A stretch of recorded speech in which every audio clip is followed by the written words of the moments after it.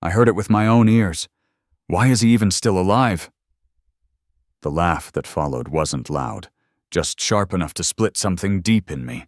I stood behind the wooden gate, holding a glass dish of apple crisp, still warm. My hands didn't tremble. Not yet. I didn't leave. I walked through that backyard like I hadn't heard a thing. Past the string lights, past the picnic tables, past the faces that didn't turn toward me. Some of them were my blood. Some were strangers. But none of them smiled. Someone cleared their throat. "Oh. Harold. We didn't know you were coming." That was Sarah, my son's wife. The same voice from behind the fence. I brought crisp. I said, "No one offered to take the dish." I found a spot at the far end of the table. The folding chair creaked under me. My back ached, but I sat up straight. The air smelled of grilled meat and citronella candles. Music played from someone's speaker. Something too loud and fast for anyone over 50. They laughed, ate, drank. I watched. David, my son, made a toast at one point. "To family," he said, raising a beer. And when the glasses clinked, no one looked my way. The children, my grandchildren, ran past me 4 times. No one stopped. No one said, "Hi, Grandpa." I wondered if they even recognized me without the toolbox or the grocery bags. I used to bring them candy bars in Ziploc bags. Sarah eventually approached. She leaned in with that tight-lipped smile she wears when cameras are around. "Did you want a plate?" I looked up at her. "I'm fine." She nodded too quickly and walked away before I could say more. I stayed until the end. I helped stack plates. I folded napkins. I wiped the sticky table with a damp paper towel while the others started moving indoors. Then I picked up my empty glass dish, still warm from the afternoon sun, and I left. Not in anger, not in sorrow, but with a decision. The next morning, I made coffee in my smallest pot, just 1 cup. I sat at the table by the window, the same table where David used to do his homework. Legs too long for the chair. Back then, he needed me. Now, he just tolerated me barely. I didn't speak to anyone that Sunday. The crisp dish was clean, dry, and put away. I left the house once to bring in the mail, but I didn't open the envelopes. I wasn't ready to see his name on the electricity bill again. That house, their house, was mine once. The down payment, at least. $50,000 from my retirement account back when I believed in second chances and family investments. Just to help you get started, I'd said. No strings, apparently. No place at the table, either. The paperwork was still in my filing cabinet. I'd never needed to look at it before. But now I wanted to see, not the numbers. I knew the numbers. But the names. Whose name was on what, who truly owned what I'd given. I pulled out the folder labeled David House. Inside, I found the purchase agreement, the deed, the signed letter I'd written, gifting the money with no expectation of repayment. "Because you're my son," I had written. It hurt to read that line, more than I expected. That evening, I called a woman named Patricia. She's not a friend, not exactly, but she's sharp. Used to work in probate. We met at Bridge years ago and stayed in occasional contact. I told her I had questions about property, gifts, and estate documents. She didn't ask why. She just said, "Come by tomorrow. Bring everything." I slept well that night. No pills, no pacing. Not peace exactly, but a kind of alignment.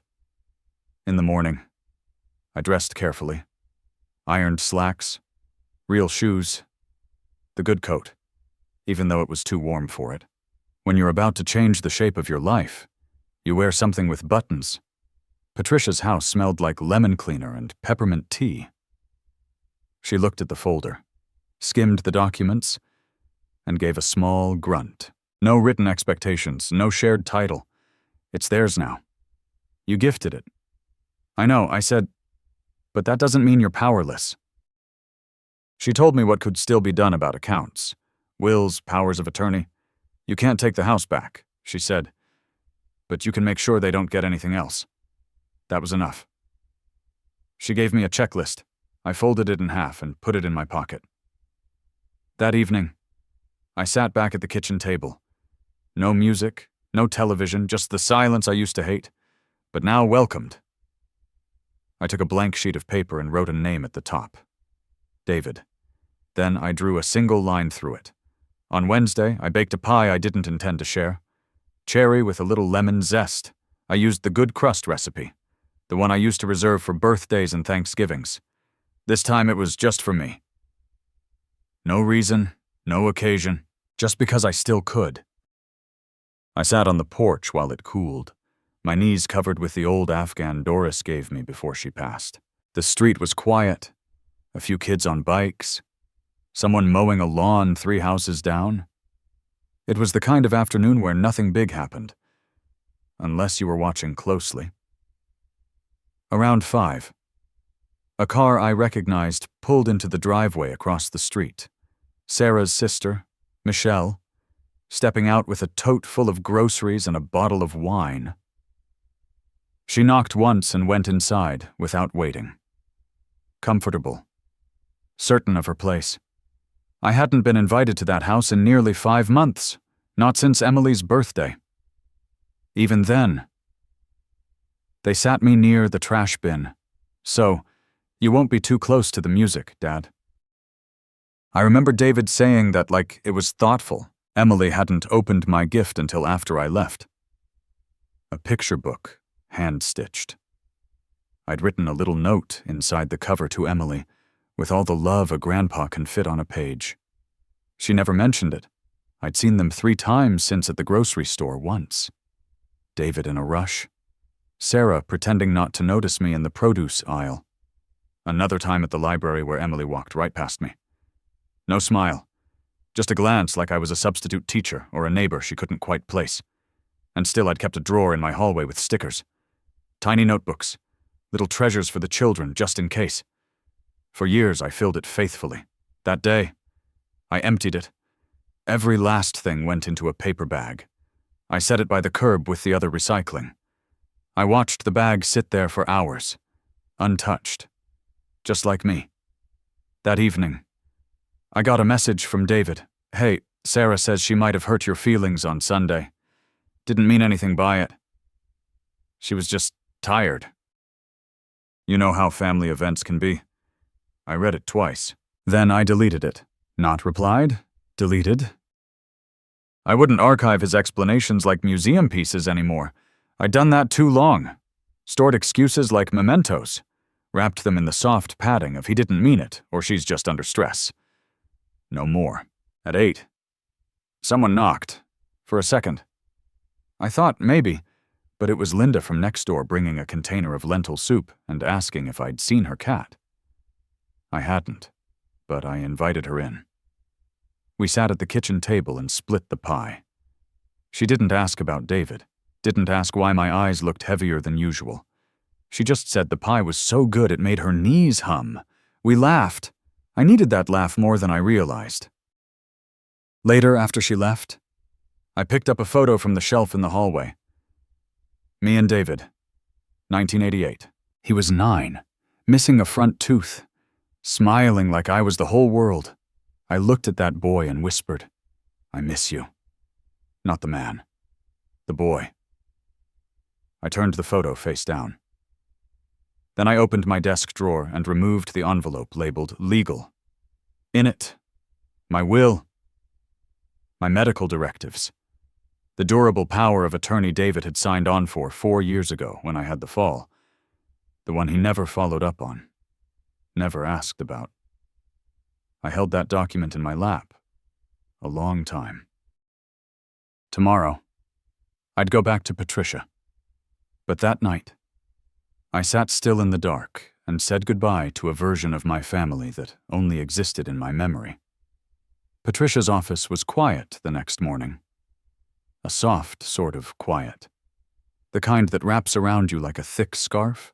Her desk was lined with neatly stacked files. A mug that said, "I read contracts for fun," and a glass jar of peppermints no one ever seemed to touch. I want to start with the power of attorney, I said, placing the document in front of her. Revoke it today. She looked at me over the rim of her glasses. Are you sure, Harold? That's a big shift. I'm sure. She didn't ask why, just nodded and slid the paper toward her side of the desk. We'll file the revocation today. I'll notarize it. You'll need to sign a few things, but I'll make it easy. I sat back as she printed the forms. My heart didn't race. I wasn't trembling. This wasn't revenge. This was repair. I also want to adjust the will. I said, remove David as executor. Remove him completely. That gave her pause. You want to cut him out entirely? I nodded. He has a house, a job, a family. He doesn't need what I've saved. He's already made clear what he values. She didn't argue, just opened a clean template and began typing. Who should take his place? I'm not sure yet, I admitted, but I'll find someone. A professional, maybe. Someone who doesn't look through me like I'm a loose end. She made a note. And the house? The house goes to no one in the family. I said, sell it. The proceeds should go to a cause that matters. Any ideas? I reached into my purse and pulled out a worn brochure. The women's shelter on Elm Street. I stayed there once long ago before David was born. She didn't say anything for a while, just clicked a few boxes on her screen. You're very clear about this, she said. I've been unclear long enough. When the documents were ready, I signed everything in careful, deliberate strokes. She notarized them, stapled them neatly, and handed me a copy of each. As I stood to leave, she walked me to the door. If you change your mind, any of it, just call. I won't. The air outside felt sharper than before. The sun was out, but it didn't matter. Some days you carry your own weather. I pulled my coat tighter and walked slowly back to my car. At home, the phone was blinking. One message. Hey, Dad, got your voicemail about legal stuff. Not sure what's going on. Sarah said you were acting weird last weekend. Anyway, call me. Okay. I deleted it. Then I blocked the number. The next morning, I called a locksmith. The man was young, polite. He replaced the front and back door locks without question. When he handed me the new keys, I made 5 copies. One stayed in my pocket, one in a fireproof box, one with Linda next door, one for my safety deposit box. I slept better that night. No dreams, just rest. Saturday morning came with the smell of rain, not the dramatic kind. Just that soft, metallic damp that settles into the edges of things. I pulled on my boots and went outside anyway. The garden hadn't been touched in weeks, and the zinnias were leaning like tired shoulders. I clipped them back slowly, methodically. The shears in my hand felt like control. At noon, I drove to First Mutual Credit Union. The branch was quieter than I remembered. No long lines. Just the low hum of printers and the polite chatter of customer service voices. I asked for a manager. A woman named Trina came out, brisk but kind, and led me to her glass-walled office. I'd like to review all authorized users on my accounts. I said. She pulled up the screen. You have 1 cosigner and 1 authorized cardholder listed. David J. Thompson. That your son used to be? She hesitated. Would you like to remove him? I'd like to erase him. Her fingers paused above the keyboard. Completely. Yes. Remove the access, cancel the card, reissue everything in my name only. And I'd like to set new security questions, change the online login, and lock the account until I come in personally. She nodded and began typing. While she worked, I stared at the plant on her desk. A pothos, its leaves glossy and heart-shaped, trailing gently toward the floor. I used to have one just like it in David's nursery. He once tried to eat the dirt. I'd laughed so hard I nearly dropped the diaper bag. Trina printed out the changes and slid the papers to me. If you'd like to set up alerts or create a trust, We can help with that, too. Not yet, I said. I'm still building the next version of my life. She smiled like she understood more than she said. When I left the bank, I didn't feel triumphant. I felt clean.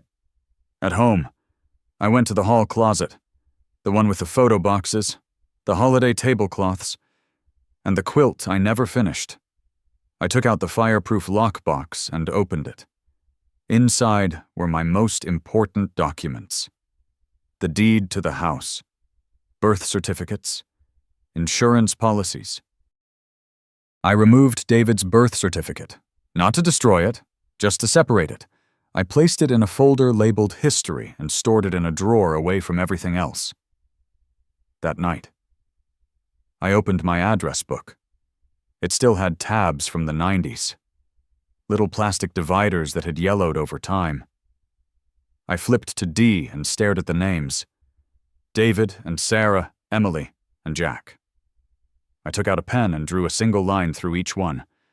Then I flipped to P and wrote a new name: Patricia Evans, attorney, trust, and estate. I slept with the windows open that night, the rain making soft percussion on the roof. No nightmares, just a quiet, steady knowing. Sunday, Linda came by again, this time with banana muffins. We sat in the kitchen and talked about the stray cat that had taken up residence under her porch. We named it Vernon for no good reason. She stayed until just after lunch, after she left. I picked up the Sunday paper and read it cover to cover. I underlined a listing for a small apartment in a quiet complex on the edge of town. 2 rooms, ground floor, washer, and dryer included. Just enough. I clipped it out and set it on the fridge. Not for now, but for soon. I wasn't running.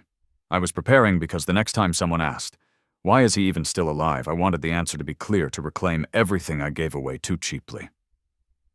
On Monday, I called the real estate attorney Patricia recommended, a man named Robert Hayes. His voice was steady, low, the kind you trust before you even meet the eyes behind it. I told him I wanted to talk about title changes and property transfers.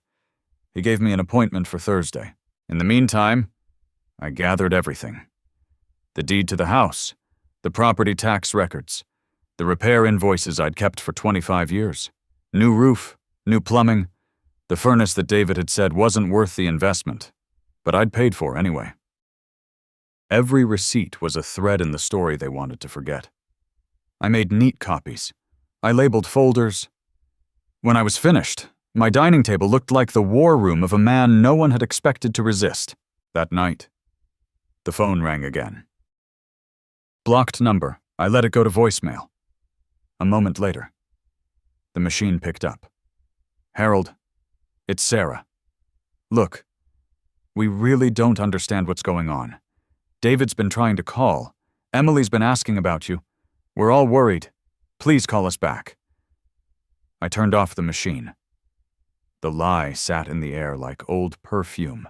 Emily hadn't said a word to me in weeks, not even on my birthday, which came and went with nothing but a Facebook notification from Sarah that said, "Hope you're having a great one," beneath a photo of their dog. It was the same birthday where I sat in my kitchen alone and made myself a single cupcake just to mark the day. They weren't worried. They were unsettled. And there's a difference. On Thursday, I put on my navy cardigan, the one with the mother-of-pearl buttons that still shined when I held them up to the light. I arrived at Robert Hayes' office 25 minutes early. His receptionist offered me coffee. I declined. My hands didn't need caffeine that day. Robert was kind in a quiet, intelligent way, the kind of man who listens more than he speaks. I liked him immediately. "I want the house to be in a trust," I said once we were seated. "No one in my family has access. Not now, not later." He nodded. "A living trust is straightforward. You'll be the trustee and the beneficiary for now. When you pass, it can go wherever you choose. I want it sold. Everything liquidated. The proceeds go to the Elm Street Women's Shelter in full." He raised an eyebrow. "No family inheritance."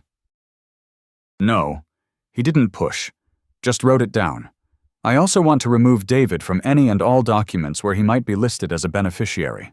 Bank accounts, insurance, healthcare proxies. All of it. I'll prepare the documents. He said we can notarize them in-house. You'll need to update your will to reflect these changes. 2. I've already started that with my estate lawyer. He smiled, a small curl at the corner of his mouth. Then we're just making it official. We worked for nearly 3 hours reviewing clauses, signing forms, assigning contingencies.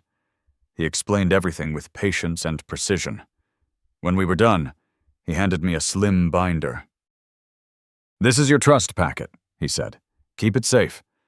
Everything else we'll file this week." I thanked him and left the office with a strange sense of solidity. Like my spine had real weight again. On the way home, I stopped by the bakery on Main Street. I hadn't been in years. The girl behind the counter was new. She called me sir and gave me a free cookie for being lovely. I bought a lemon tart and ate it in the car. The sunlight warm on my knees through the windshield. At home, I sat in the quiet and reread the trust documents. My name, my signature, my terms, no loopholes, no weak spots. For the first time in months, maybe years. I didn't feel like someone waiting to be chosen. I had chosen myself. Later that evening, just as the sky began to turn, a car pulled into my driveway. David. He stepped out slowly like he wasn't sure if he'd be welcomed. I didn't open the door. He knocked once, then again. Finally, he called through the door, "Dad, please, I don't know what's happening." I sat on the couch, hands in my lap. "You changed the locks. You blocked my number. I just want to talk." He sounded less angry than uncertain, like someone trying to find the map after realizing he's no longer holding the pen. "Just tell me what's going on." I didn't answer. After a while, he left. I waited 15 minutes before I stood. I watched him from the window as he backed out slowly, his face tired behind the wheel. Then I sat back down and poured myself a cup of tea. "Sugar? No milk." My mother always said, "If they don't hear you softly, they'll hear the silence louder." The front yard hadn't looked this tidy in years. On Friday, I trimmed the hedges, swept the porch, even replaced the cracked bulb above the door. Not because anyone was coming, because I was leaving eventually. And I wanted the house to know I hadn't stopped caring. It wasn't the house's fault. I'd lived in it for 45 years. Moved in when David was 6. Back when his favorite thing was to line up his toy dinosaurs along the windowsill and name them like classmates.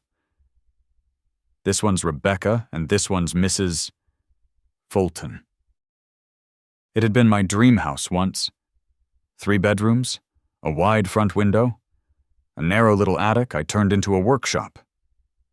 I'd painted every wall myself. Tiled the kitchen floor after Margaret died. Learned how to replace the gutter screens when the neighbors said I should just wait for my son to help. I stopped waiting a long time ago. That afternoon, I walked through each room with a notepad. In the guest room, an old dresser I'd once offered to David and Sarah when they needed furniture. They said it was too dated. In the hallway, a framed cross-stitch from my sister that said, "Peace lives here." It had been hanging so long the wall behind it was cleaner than the paint around it. In the back bedroom, David's old room. The curtains were still the ones with little sailboats. I'd meant to replace them years ago, but something always got in the way. The closet still held a dusty box of baseball cards and a shoebox labeled "Private." I didn't open it. Instead, I sat on the edge of the bed and looked out the window. The apple tree in the backyard was crooked now. Time had pulled it leftward, but it still bloomed each spring defiantly, like it didn't know it was tired. I stayed there for almost an hour, remembering the time David climbed that very tree and got stuck, wailing like a siren until I came out barefoot and furious, dragging the ladder behind me, the way he hugged me afterward, shaking with leftover tears. "Don't tell anyone," he said. And I never did. I remembered the first time he came home with Sarah. The way she looked around my house like it was a motel that hadn't been reviewed yet. "It's cozy," she'd said. I remembered holding Emily for the first time. Her cheeks red and crumpled. David had actually cried that day. "She's perfect," he whispered. I remembered the Christmas when Sarah told me not to bring food because the kids don't eat old-fashioned stuff, and how I brought a pie anyway. Emily never touched it. Jack said it tasted like soap. They laughed. That was the year I stopped baking for their holidays. But I never stopped baking. I stood up and wrote on my notepad, "Leave the curtains. Take the quilt. In the kitchen." I opened the cabinet above the stove. My baking cabinet, everything still in its place. Vanilla, cinnamon, brown sugar, the heavy measuring cups Margaret bought me for our 11th anniversary. I wrapped them carefully and placed them in a padded box labeled Keep. The next day, I called the apartment complex I'd clipped from the paper. A kind woman named Teresa answered. "Yes, we have a one-bedroom still available," she said. "First floor, lots of light, and it's quiet. Mostly retirees and teachers. Do you allow cats?" "We do." I don't have a cat, but I liked knowing I could. I scheduled a viewing for Tuesday. That night, I sat on the porch with a blanket and a mug of tea. The street was still, a few porch lights across the way, a wind chime tinkling faintly next door. I thought of all the nights I'd sat here waiting for headlights, for footsteps, for someone to remember I existed, but not this night. This night I was just sitting, no expectation. No hunger, just me in the cool air with my name still mine and my home still quiet. I thought about David. I didn't miss him. Not exactly. I missed the idea of him.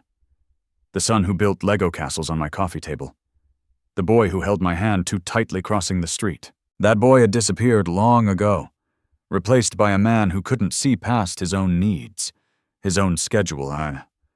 Maybe someday I'd mourn him properly. But not now. Now I had packing to do. The call came on Sunday evening, not from David, from Emily. "Hi, Grandpa," she said. Her voice was smaller than I remembered. "Is this still your number? It is—" A pause. I found it in one of Dad's old phones. He didn't know I was looking. I waited. I wanted to say I'm sorry for the backyard. For everything.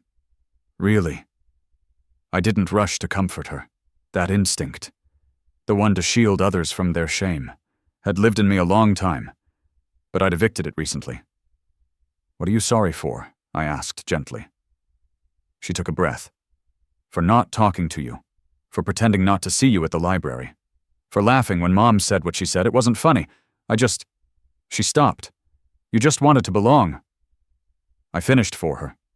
Yes, I didn't forgive her right away. That's not how real apologies work, but I did say, "Thank you for calling." "Can I see you?" she asked. "Just me." I thought about the pie drawer I'd emptied, the Christmas cards I kept sending even when they stopped arriving in return, the way she used to grip my hand when crossing icy sidewalks. "All right," I said. "Come by tomorrow after school, just you." She exhaled like she'd been holding her breath all summer. "I will, I promise." I hung up and sat quietly, my tea growing cold in my hands. Monday came gray and drizzly, the kind of day that makes everything feel softer. I baked banana bread, not for anyone in particular, just to fill the house with something warm. At 4:15, Emily's knock came. She stood on the porch in a hoodie 2 sizes too big, and sneakers with the laces untied. Her eyes were rimmed with something that wasn't just mascara. "I wasn't sure you'd open the door," she said. "I wasn't sure you'd knock." I answered. Inside, we sat at the kitchen table. She picked at the bread. I poured tea. "Mom says you've gone crazy." She said, not unkindly, "that you're cutting us out." "I'm not cutting. I'm choosing." I said, "There's a difference."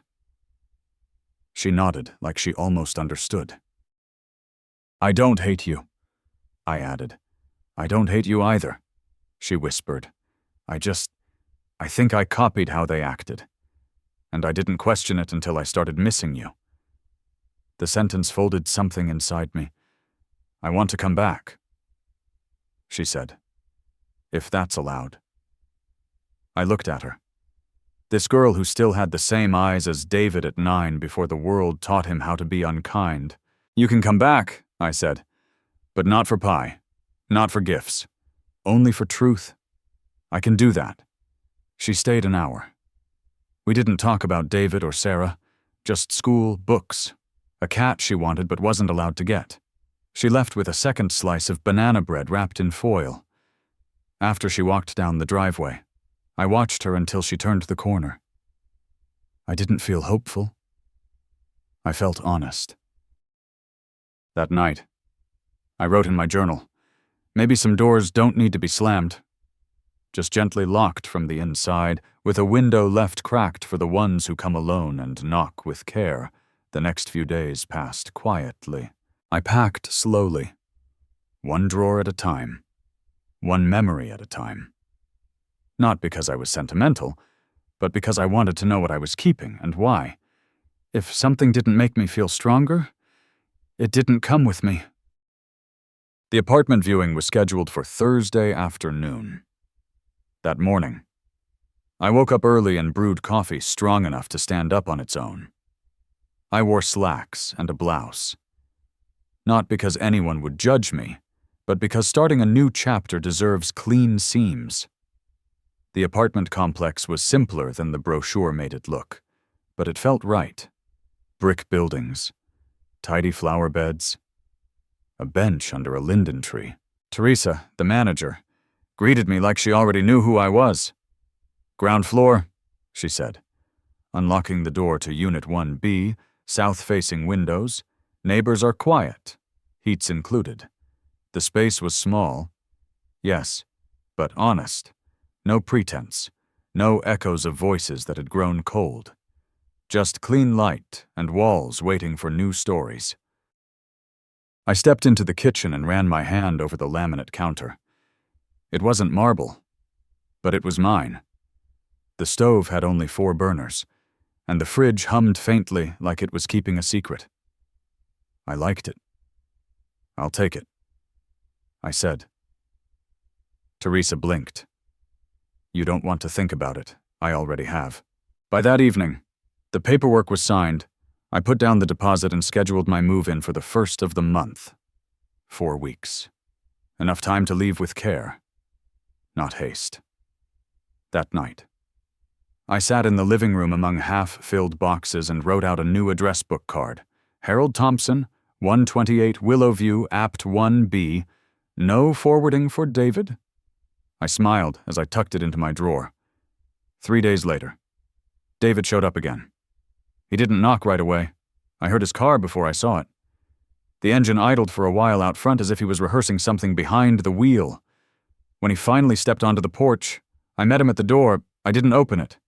"You blocked me," he said. Not angry, just confused. "You changed everything." Yes. Why I didn't speak right away. I looked at his face, older than I remembered. Or maybe I just stopped seeing him clearly years ago. I heard what Sarah said. I told him in the backyard and I heard you laugh. He shifted. I didn't mean it. You know how she is. She talks out of turn. It was a joke. No. David. A joke has to have a punchline. That was just cruelty wrapped in silence. "I didn't know you were there," he muttered. "That's exactly the problem." He blinked. "So that's it. You're erasing me over one bad afternoon I wanted to laugh." One afternoon, the afternoon was just the final straw in a stack built over years. Years of being sidelined, pitied, ignored, tolerated. A life where I was convenient, but never considered. "I'm not erasing you," I said. "I'm just finally choosing myself." He frowned. "Emily said you're letting her visit." "I am. So she gets a pass." "No, she asked to come back. You waited until your name started vanishing from documents." His face tightened. "This is about money." "No. This is about dignity." He looked past me into the hallway. Maybe he expected to see the old side table with his school photos still framed, or the basket of holiday cards I used to keep.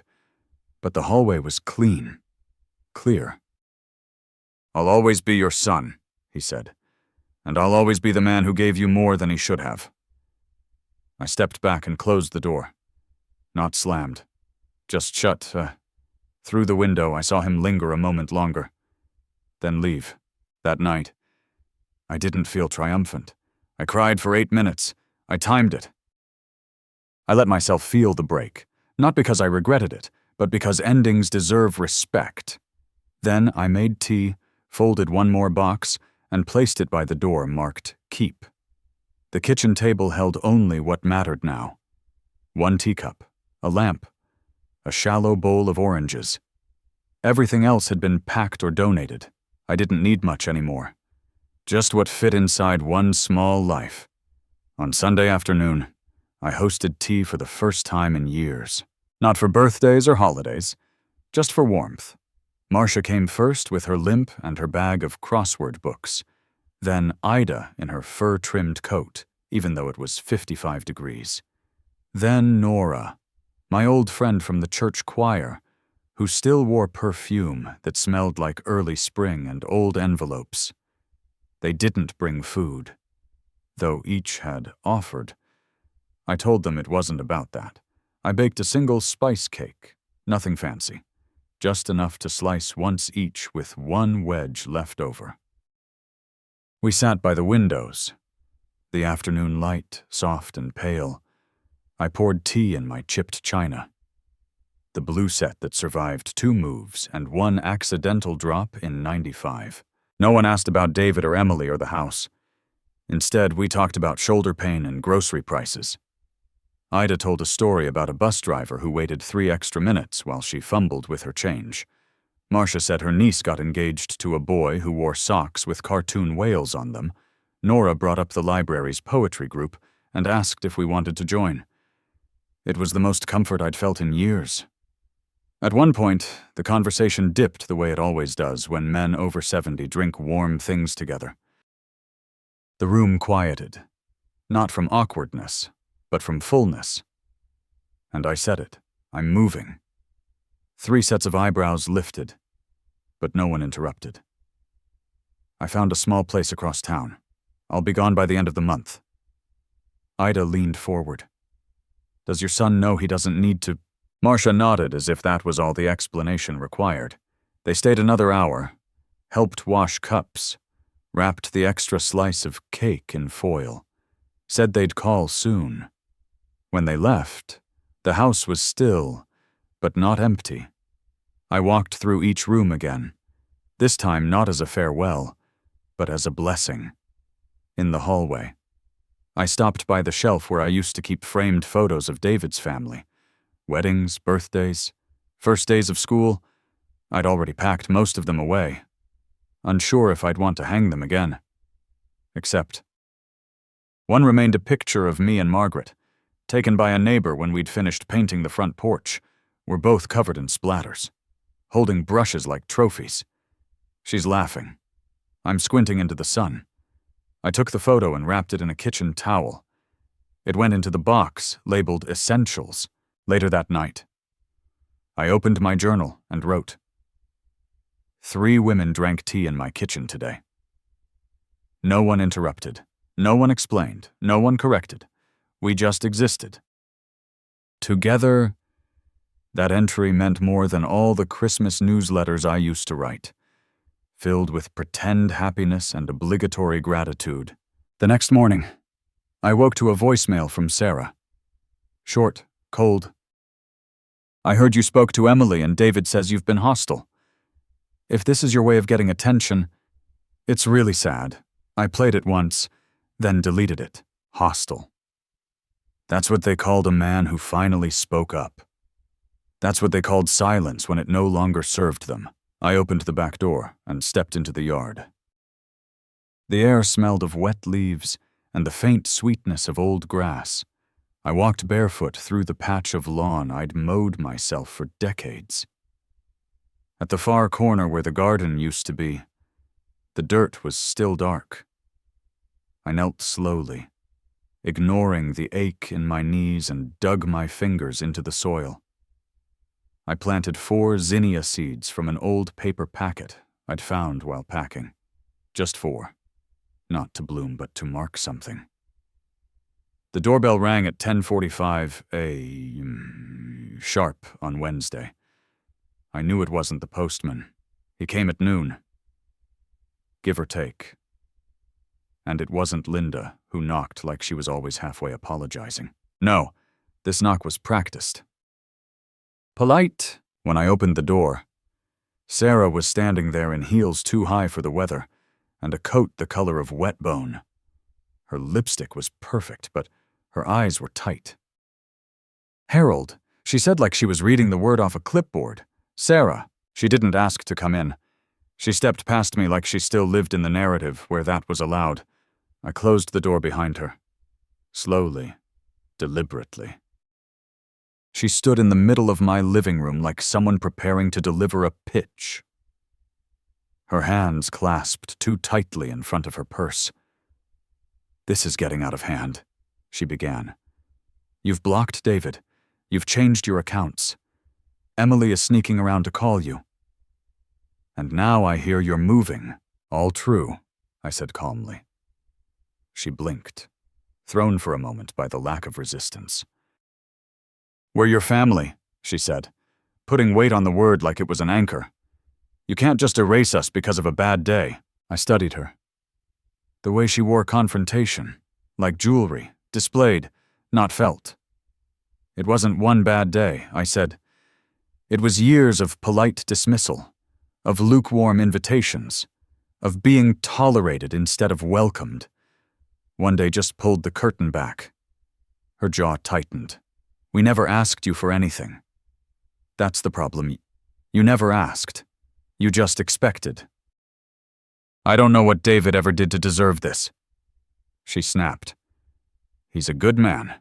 Good men don't laugh when someone wonders why their father is still alive," I replied, my voice steady. She took a step closer. "You think you're punishing him. You're punishing Emily. She's confused, hurt, and you're using her to prove some kind of point." That made me pause, not because she was right, but because of how easily guilt still knew my name. I took a breath. Emily came to me alone. She's 15. She knows what a closed door feels like. Sarah scoffed. "You've always made things dramatic." "No, I've always made things possible." I said, sharper now. "The down payment on your house, the babysitting, the casseroles, the last-minute rides, the silent endurance at birthdays when I was placed behind centerpieces so I wouldn't ruin the aesthetic." She turned, pacing. "You're exaggerating. You've always been difficult." I smiled then, but not kindly. "Is that what men become when they stop handing over their silence?" Her mouth opened, closed. Then she spotted the packed boxes stacked near the front door. "You're really doing it." "I am." "And what happens when you're alone in that little apartment, when no one's left to check on you? When Emily forgets to call, I'll still have myself," I said, "and I'd rather be alone with honesty than surrounded by people who flinch at my presence." She looked around as if the house might help her win, as if the walls might join in. "You're throwing everything away." "No," I said, picking up the binder with my trust documents and placing it on the table. "I'm finally choosing what to keep." Sarah stood there a moment longer. Then she picked up her purse and walked toward the door. Before she left, she turned. "Don't expect us to come running when you change your mind." "I'm not running," I said, "and I won't." The door closed behind her like punctuation. Later that evening, Emily texted me a single line. She came home fuming. "You okay?" I wrote back perfectly. "Some doors need closing. Emily, it doesn't mean you're on the other side." She sent a heart emoji followed by, "Still bringing cookies. Thursday. Don't bail." I didn't. And I wouldn't. The papers were ready. Patricia called Thursday morning. Everything's signed, filed, confirmed. The trust is active. Your accounts are protected, and your will is updated. You're now the sole decision-maker of every inch of your life. Thank you, I said. 2 words that held more weight than most confessions. I'm proud of you. Harold? I smiled into the phone. Funny how many people say that only after you start saying no. By noon, I was at the bank, binder in hand, handing over the final forms. The clerk was young, barely 26, but she treated the documents like something sacred. I liked that. We'll update the beneficiaries right away, she said, and this authorizes removal of your son from all shared access. It does. She nodded with the kind of calm efficiency I once mistook for coldness. Now I understood. She was simply prepared like me. Afterward. I walked 2 blocks to the post office and picked up a key for a new P.O. box. When they asked for a forwarding address, I declined. Anyone who truly needed to find me already knew where I was. Back at home. The afternoon light was soft through the curtains. I brewed a fresh cup of tea and pulled out the last envelope. My medical directive. A copy from my new doctor. Another for the safe box. It felt like sewing the final thread in a coat I'd been mending for years. At 3:45, Emily arrived. She brought chocolate chip cookies in a plastic container and a magazine with a quiz on what type of flower are you. We sat on the porch eating cookies and circling answers in pencil. I was apparently a lilac, quiet, observant, easily underestimated. Emily was a zinnia, resilient and hard to root out. She read aloud, grinning. That checks. When the cookies were gone, we just sat. She swung her legs lightly under the bench. Dad says you're turning your back on family. I didn't respond right away. He's hurt, she added softer. Not that it excuses anything, but it's all he talks about. Then he's finally talking about something that matters. I said. She looked down at her lap. I miss the old you.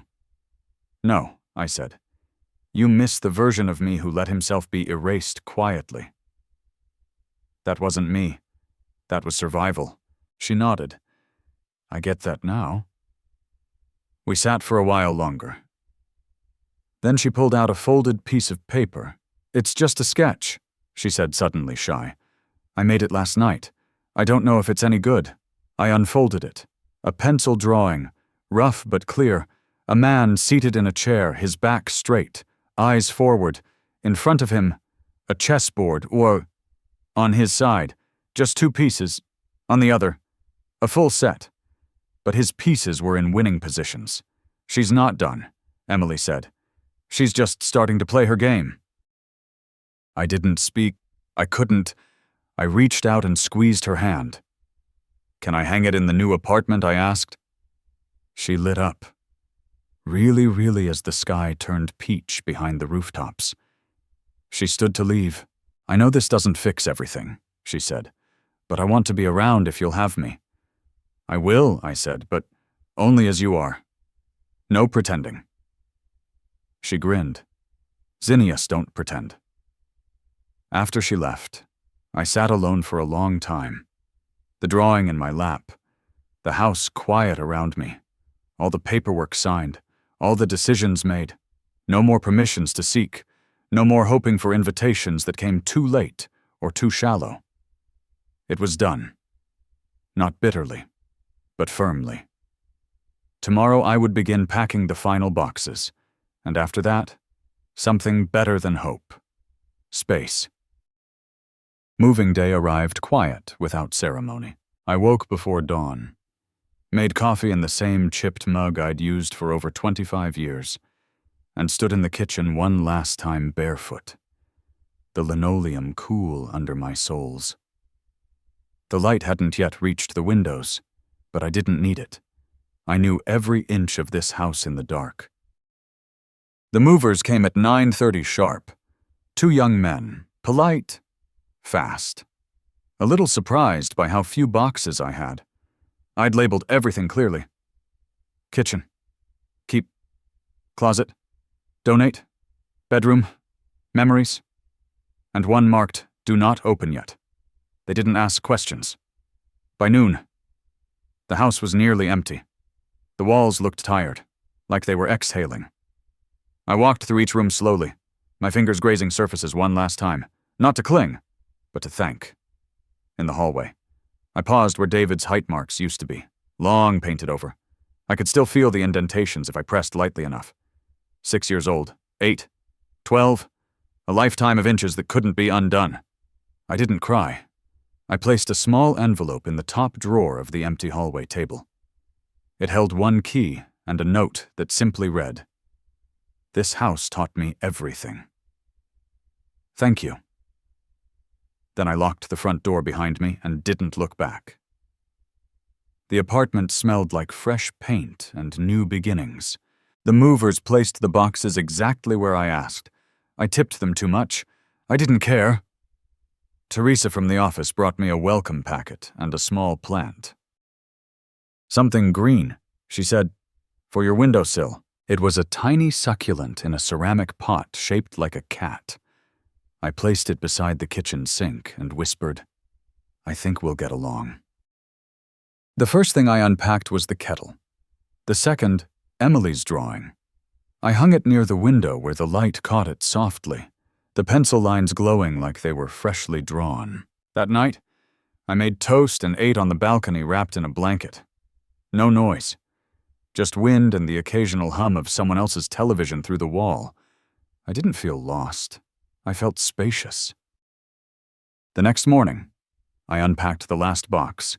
Inside were the essentials: 2 shirts, a pair of shoes, a tin of buttons I'd collected over decades, and a letter folded in thirds, yellowed slightly at the edges. Margaret's handwriting. The letter she'd written me before her surgery. The one she didn't survive. "If something goes wrong, don't fold in. Stay open. Stay warm. Live with your hands unclenched. You have more strength than you know." I placed it in the same drawer where I kept my will. That afternoon, I baked for the first time in the new oven. Banana bread. Again, by now more ritual than recipe. As it baked, the whole apartment filled with a smell so familiar, I closed my eyes and smiled. At 4, Emily arrived with her school bag and a fresh bruise on her cheek. Nothing serious, just the mark of a volleyball during gym. She explained. "I brought jam," she said, holding up a small jar. "Fig and something." I thought it sounded like you. We sat at the little table by the window, 2 pieces of warm bread between us. She spread the jam thick and slow, then looked up. "Is this what peace feels like?" "Not all of it," I said, "but a corner of it." "Yes." She ate with both hands like she used to when she was small, crumbs trailing across the napkin. She told me about a boy in her class who'd drawn a beard on his mask and got sent to the principal's office. About her English teacher who said 35 times during one lecture.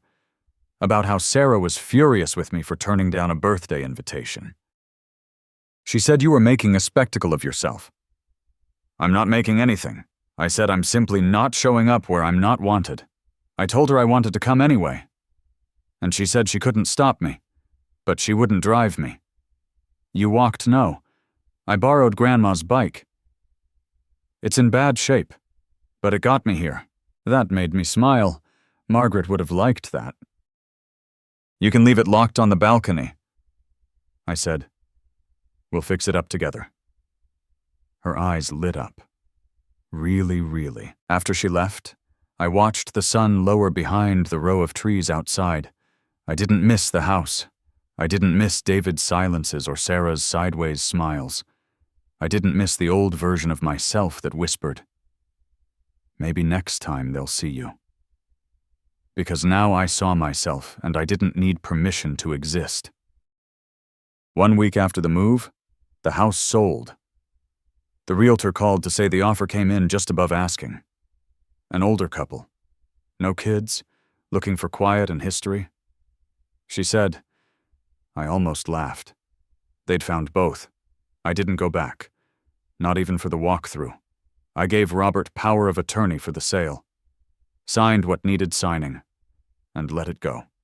He called when it closed. "It's done," he said. I thanked him, then hung up and stood in the middle of my apartment. It wasn't large, but every inch of it was mine.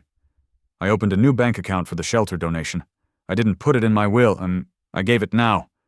I walked in myself, handed the check to the director and said, "This is for the women who leave without shoes." She stared at the amount and started to cry. I'd done my crying. This wasn't grief, this was intention. That night, I made soup. Not for anyone, not for an occasion, just because I liked the way leeks softened in butter. The radio played quietly in the background, some jazz station with no ads, just saxophones and soft rhythms that didn't ask for applause. I ate in my robe, standing by the stove. No table setting, no explanations, just hunger met. At around 8:45, my buzzer rang. I didn't expect anyone. When I answered, I heard Emily's voice. "Can I come up?" "Of course." She was carrying a shoebox and wore an oversized sweatshirt with sleeves pulled over her hands. "What's in the box?" "Stuff I'm not ready to keep at home," she said. Inside, a notebook, a phone charger, a necklace that wasn't Sarah's taste, a photo of her and me at the zoo when she was 6. She had chocolate on her face. She'd forgotten that day. She hadn't. "I don't want to live there when I'm older," she said suddenly, sitting cross-legged on the floor. "With them. I mean, you won't have to." I said, You get to choose, even if they hate me for it.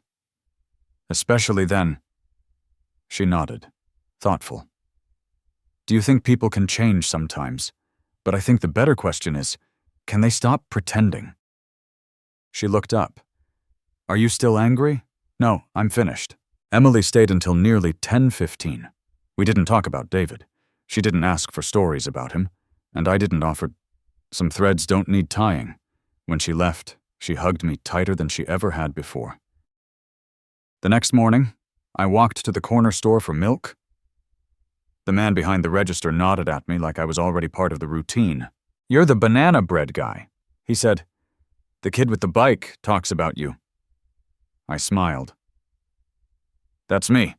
I bought a newspaper just because I could and read it on the balcony with my feet tucked under me." The world still turned. Bills still came. But the silence inside my chest was no longer heavy. It was restful. Later that week, a letter came. No return address. But the handwriting was David's. I opened it slowly. "Dad, I don't know how to fix this. I don't know if you want me to..." I said things I can't unsay. "I let things happen. I should have stopped. I don't know how to be the man you deserve. And I'm scared it's too late to learn. But Emily talks about you every day now. She's different.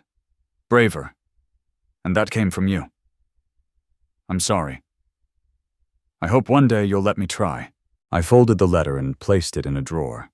Not forgiveness, not refusal, just a space where it could rest, undisturbed. That night, I wrote in my journal, "I am not angry anymore. Not afraid.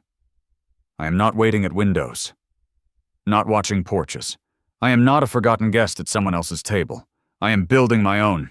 The day I turned 68, I woke up without an alarm. There were no balloons, no surprise texts from relatives who remembered me once a year, no brunch reservations or gift bags left on stoops. Just morning light through clean curtains, the sound of rain somewhere in the distance, and the soft breath of a life that now belonged only to me. I made pancakes. 2 of them, ate them with honey and a sliced pear. Then I sat in the middle of my little apartment with the photo of Margaret propped on a chair and said, "Well, we got here. Didn't we at noon?" Emily came. She brought tulips, red ones, still wrapped in the paper sleeve from the florist. "You're not a birthday cake person," she said. "So, I brought flowers like grown-ups do." She gave me a small envelope. Inside was a card she'd made herself. Painted, not drawn. On the front was a simple image. 2 chairs on a porch, One empty, one with a teacup on the armrest. Inside it read, "Thanks for keeping a seat for me." We had tea and toast and talked about her final exams, her plans to work part-time at the shelter over the summer, and how she was trying to convince her school to start a support group for kids who didn't feel like home was home. She asked me if she could use my name. "Only if you use it for something true." I said. She laughed. "That's the only way I use it now." Before she left, she said, "You look different." "I feel different," I replied. She looked me over like she was taking inventory. "You look like someone who doesn't flinch." After she was gone, I sat on the balcony with a book I'd been meaning to read for 16 years. I read 3 chapters, then put it down. Not because I was tired, but because I didn't need to finish things just to prove I could. The next day, I mailed a donation to a legal fund for elder men in housing disputes. I didn't include a note, just the check and the name of the trust, quietly placed like a stone in the right hand. I also planted basil in a small clay pot. It wilted a little in the first days, then perked up, leaning toward the kitchen window like it had made a decision to live. One morning, I got a text from David. "Happy birthday, Dad. I didn't send a card. I figured I haven't earned that yet. Just wanted you to know I'm still here." I didn't respond, not out of anger, because not every apology needs a reply. Some simply need to land quietly in the place where harm was once ignored. That evening, I invited Marcia and Ida over. Nora couldn't come. She'd caught a cold, but sent a crossword torn from her paper with a note. 13 down made me think of you. The answer's Anchor. We drank tea and laughed about knees and politics and how Teresa from the leasing office had taken up bird watching in her hallway. They brought cherry pie and a promise to come again next week. After they left, I stood in the doorway for a moment and just listened. Not for footsteps leaving or for silence returning, but for the sound of a house that had filled up again, this time with the right kind of noise. That night, before I'd turned out the light, I wrote in my journal for the last time in that volume. They asked why I was still alive. Now I can answer to remember my name, to set my own table, to keep the door open just wide enough for those who knock with clean hands. As I closed the journal, a sense of quiet fulfillment settled over me. The pages held not just words, but the weight of a life reclaimed. In that moment, I realized how far I had come. From a man overlooked to one who stood firm in his own story. Reflecting on it all, Harold Thompson emerges as a beacon of resilience.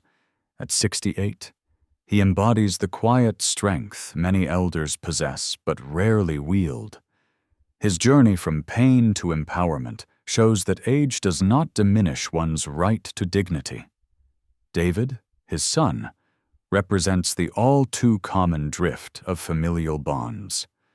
Where gratitude fades into entitlement, Sarah's sharp words reveal the cruelty hidden in indifference, a reminder that words can wound deeper than actions. Yet, Emily offers hope, her youthful apology proving that redemption is possible when hearts are open. The events unfold like a tapestry of human frailty and growth. The backyard gathering, once a symbol of exclusion, becomes the catalyst for change. Harold's methodical steps revoking powers, changing locks, donating proceeds illustrate that true power lies in boundaries, not bitterness. This story carries profound value. It teaches that self-respect is non-negotiable, no matter the cost. The lesson: never surrender your worth to those who undervalue it. Embrace solitude over toxic ties, and nurture connections that honor you. The humanistic message shines through forgiveness is selective. Healing is personal, and it's never too late to rewrite your narrative. In a world quick to discard the elderly, this tale urges us to listen, to cherish, to act with kindness. It reminds us that every life deserves a seat at its own table. If this story touched you, please like and share your thoughts in the comments below. What lessons resonate most? Subscribe to the channel for more inspiring tales of courage and renewal. Your support keeps these stories alive. Thank you for joining me on this journey.